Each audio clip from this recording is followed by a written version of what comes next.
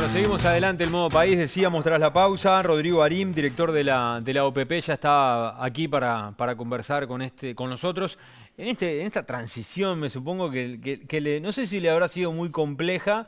En definitiva, tiene que gestionar, es más o menos lo mismo que estaba haciendo, pero ya lejos de la educación. ¿Cómo le va? Bienvenido. Bien, comenzando el segundo mes al frente de la Oficina de Planeamiento de Presupuesto, yo iría contento. Sí, todavía por supuesto aprendiendo algunos vericuetos de funcionamiento de la institución y también algunos temas que no tenemos presentes, pero ya estamos tomando ya decisiones y encaminados a construir políticas públicas desde la Oficina de Planeamiento de Presupuesto en base al programa de gobierno. Decisiones, ¿qué decisiones ha tomado Bueno, quizás la más relevante en este momento, desde el punto de vista de construir una estrategia para diseñar políticas, tiene que ver con el decreto que instaura en la Oficina de Planeamiento de Presupuesto la sectorial de protección y seguridad social. Eso ya estamos además trabajando directamente con los distintos actores del Poder Ejecutivo en esto. Posiblemente la instalemos luego Semana de Turismo, un tema más que nada de agenda, pero está creada y estamos trabajando en pos de construir el diálogo, que finalmente además tiene una fecha de finalización. Nos hemos puesto a propósito, no más allá del 30 de abril del 2026, un informe que debe ser emitido hacia la Comisión Sectorial y el Poder Ejecutivo, con la posibilidad de una prórroga de no más de 45 días, y por lo tanto a partir de eso va a haber proyectos de ley, yo diría, relevantes que hacen a la protección y a la seguridad social a lo largo de todo el ciclo de vida. Bien, acá la idea es que se escuchara a todas las partes involucradas. ¿Eso va a suceder? O sea, hay dos instrumentos distintos. Hay una cosa un poco particular, es que las comisiones sectoriales las crea como potestad de la OPP la Constitución de la República del 67. O sea, justamente cuando crea la Oficina de Planeamiento de Presupuesto, en la Constitución, la Oficina de Planeamiento de Presupuesto es heredera en algún sentido de la CIDE, del esfuerzo de Enrique Iglesias, de Wilson Ferrer Aldunate, de Danilo Astori, ¿no? Personalidades que estuvieron en la década de los 60 trabajando en estos temas vinculados a la planificación. Se crea un espacio de planificación, pero también un espacio de coordinación. Entonces, la figura sectorial es justamente para hacer converger actores públicos, pero también de la sociedad civil, que tienen que ver con procesos de política donde las responsabilidades son diversas al respecto. La única comisión sectorial que existe desde el 67 hasta la fecha es la del arroz, que sigue funcionando en la órbita de la OPP. Pero en aquel momento se creó una comisión de salud, se creó una comisión vinculada al sector avícola. Cuando ingresamos al Mercosur, el Uruguay recurre nuevamente a esta figura y crea una comisión sectorial de Mercosur que además trabajó más de una década, justamente intentando articular las políticas que eran necesarias para que Uruguay pudiera ingresar a ese proceso. Y esta sectorial tiene la idea de constituir un espacio, una plataforma para coordinar políticas de protección social. Con un ejecutivo donde estamos cuatro ministerios y la OPP, o sea, el Ministerio de Trabajo y Seguridad Social, por supuesto, el MIDES, el Ministerio de Economía y Finanzas, el Ministerio de Salud Pública y la Oficina de Planeamiento de Presupuesto, más el Banco de Previsión Social, que no es parte del Ejecutivo, pero sí es un actor público muy importante. Y un plenario donde van a estar los actores sociales, además de los actores institucionales. Perfecto. Hablan del sistema integral de protección social a lo largo del ciclo de la vida. ¿Qué significa específicamente esto de identificar que se trata de algo que tiene que ir a lo largo de la vida de un uruguayo?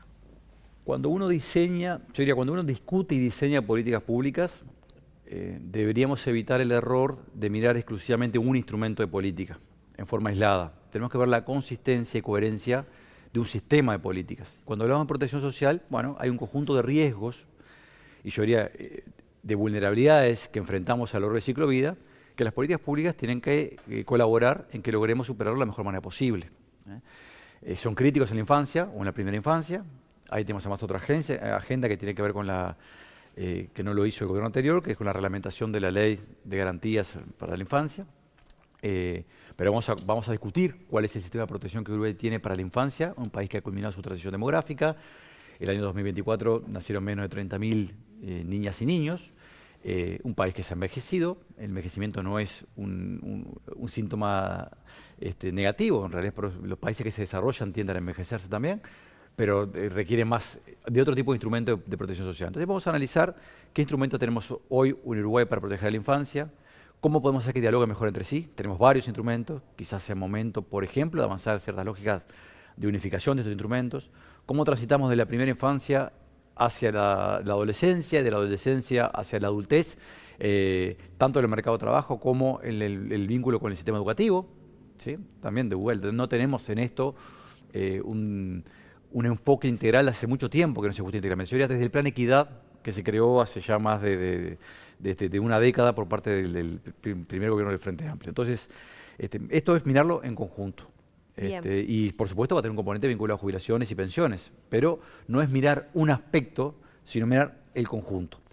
Lo que va a hacer la sectorial es ser un instrumento de política para coordinar todos estos aspectos, pero la primera obligación que tiene la sectorial es instalar el diálogo de la seguridad social, de la protección y seguridad social. O sea, ahí va a estar la prioridad ahora en el corto plazo y luego se va a seguir, digamos, derramando el análisis transversalmente a toda la sociedad. A toda la sociedad, y bueno, la idea fundamentalmente es que a partir del primer semestre del 2026 tengamos la capacidad de proponerles, no normas consensuadas, pero con amplia mayoría, cambios en los sistemas de protección social, en un diálogo que va a estar el sistema político y actores sociales, ¿sí?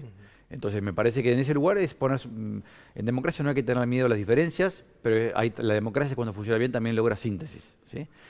Hay que buscar grandes acuerdos y simultáneamente identificar la diferencia. Finalmente el Poder Ejecutivo, bajo un criterio muy claro de sustentabilidad intertemporal, o sea, tenemos que asegurar a las próximas generaciones que el diseño de las políticas sean sustentables desde el punto de vista financiero, sin duda, sustentables también desde el punto de vista que tengamos los instrumentos adecuados para cubrir los riesgos que van a enfrentar las próximas generaciones. Ajá. Y ahora, ¿usted no siente que la militancia del Frente Amplio de alguna forma no los está apurando a tomar medidas ya y a actuar rápidamente? Porque, por ejemplo, el domingo la ministra Cecilia Cairo hizo referencia a este tema y de algún modo le pidió paciencia quizás a los votantes del Frente Amplio. ¿Cómo lo interpreta usted a eso? Puede haber sectores con ciertos grados de ansiedad en este plano.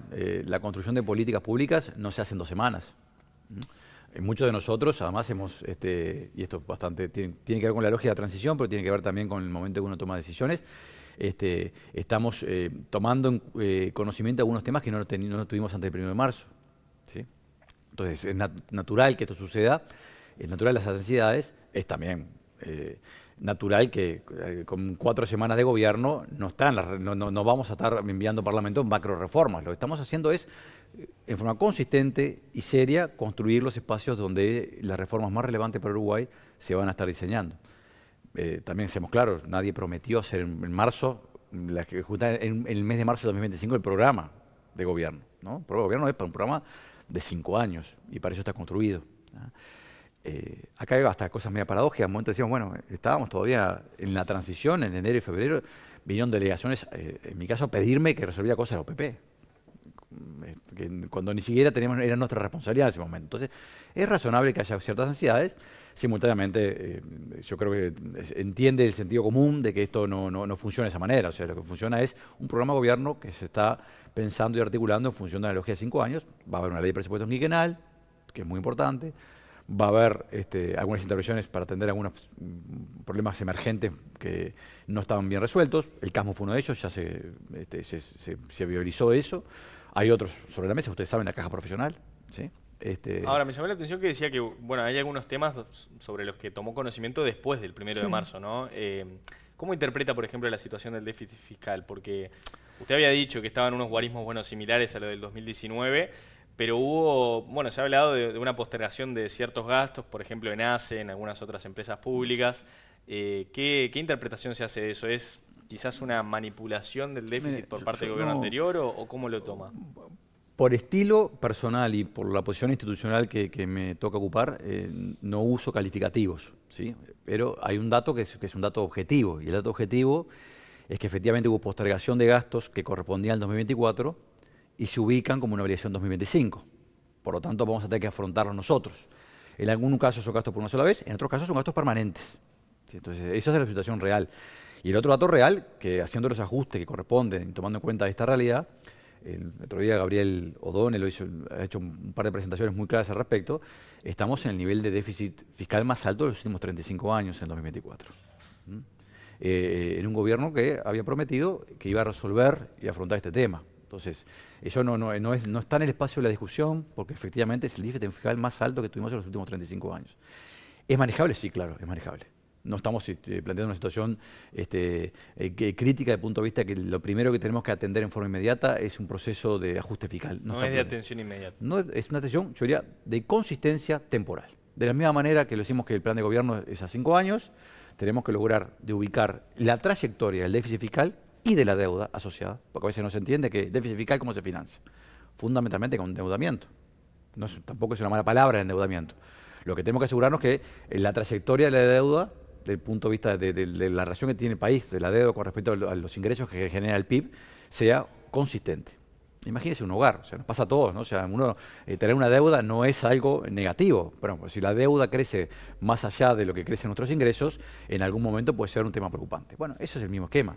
Lo cierto es que la situación que recibimos desde el punto de vista fiscal es cualitativamente similar al 2019, está un poco por encima del 2019, por eso decimos que es el peor guarismo en los últimos 35 años, con más deuda, porque efectivamente como Uruguay no creció a tasas importantes, la deuda creció más que el PIB, entonces tenemos una relación deuda-PIB que se deterioró, o sea, déficit fiscal similar, más deuda, más gasto, ¿sí? Público, y unos ingresos que en algún sentido no logran compensar esta evolución de los gastos. Bien, igual Arim está muy bueno el tono conciliador que usted le está dando a esta situación, pero digo, de alguna manera me supongo que habrá generado un poco de malestar que no se haya declarado todo. Es como que yo le venda un auto y le digo, no, mire, está libre de deuda y usted después que me lo compra, no sé, debe lo mismo de patente. Yo diría, desde el equipo económico nos estamos ocupando de la materia y sí señalando que hay una situación fiscal algo más frágil de lo que nos habían transmitido. Lo último que le quiero preguntar, el semanario Búsqueda publicó hace un par de semanas que OPP reverá el criterio para tener mayor control sobre inversiones en la caminería rural departamental. ¿Qué significa esto? A ver, puntualmente lo que estamos diciendo es que hubo un proceso en donde la caminería rural es un programa dentro de varios programas que tiene la Oficina de Planeamiento y Presupuesto vinculado a los gobiernos departamentales, ¿sí? La OPP, de vuelta por Constitución, y en particular por la reforma constitucional del año 96, ¿sí?, es el organismo del Poder Ejecutivo responsable de la articulación de las políticas nacionales con los gobiernos departamentales, ¿no? Uno de los programas que tenemos es Caminería Rural.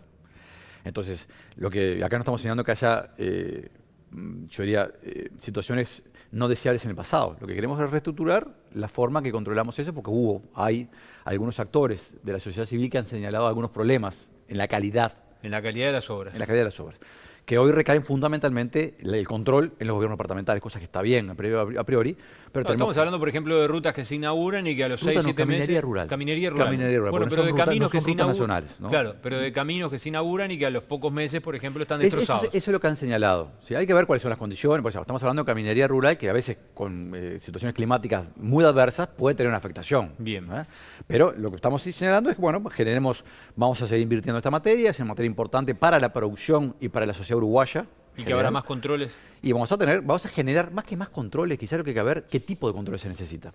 Porque a veces el problema no es agregar capas de burocracia en los controles, sino avanzar en la calidad de los controles que uno realiza.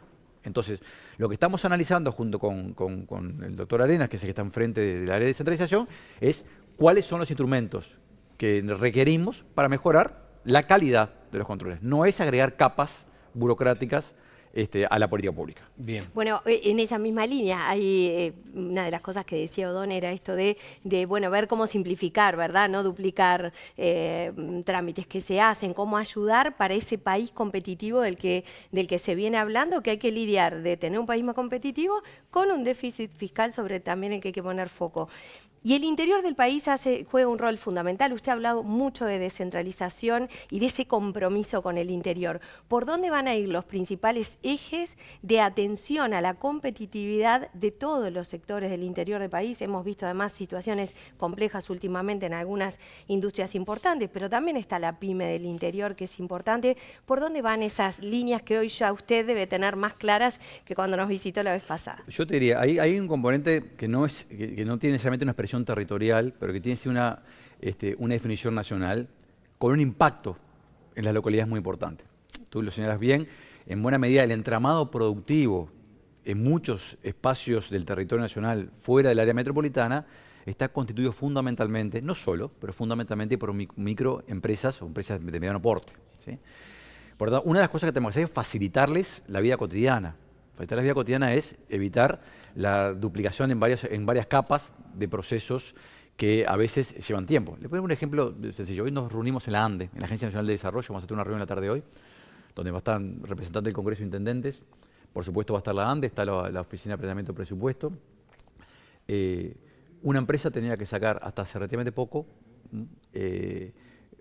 cuando producía un bien alimenticio, un permiso bromatológico Por departamento. en 19 departamentos. Bueno, eso es lo que tenemos que evitar, que una pequeña empresa haga 19 veces el mismo trámite para poder vender la producción en el país.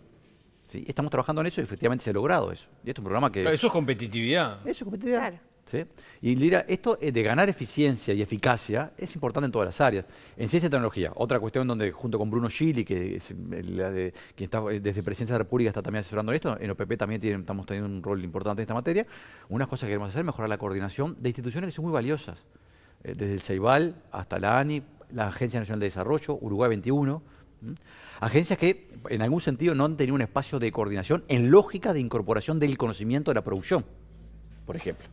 Entonces ahí tenemos espacio para hacer política, Para crecer. para construir incentivos para que las empresas incorporen tecnología e innovación, para que haya nuevas empresas en todos los lugares del país, y que además esto va a tener una dimensión territorial también. Porque uno de los componentes que nos planteamos es que tenga, efectivamente, cuando hablamos de ciencia, tecnología e innovación, no es un programa solamente que se esboza genéricamente a nivel nacional. Tiene que tener también un anclaje sobre los incentivos que generemos a nivel territorial. Y en esto mi evaluación es que no se han hecho bien las cosas en muchos casos, por ejemplo, fragmentando recursos, ¿no? O sea, en lugar de apuntar a que todos apuntar a un área determinada, cada uno apunta a lugares distintos. Vale también para el Congreso de Intendentes y para la Comisión de Descentralización que tiene que coordina la Oficina de Planeamiento de Presupuesto.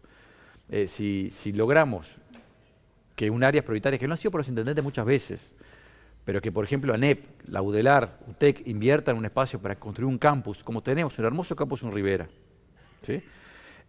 Y la Intendencia colabore con otros procesos, priorizando entre sus inversiones el apoyo que le puede a estos procesos, vamos a mejorar la competitividad también de cada uno de los espacios territoriales. Es un ejemplo, puede haber muchos ejemplos de esta naturaleza, ¿no? Quedó clarísimo. Rodrigo Arim ha sido muy amable con nosotros como siempre. La seguimos en cualquier momento.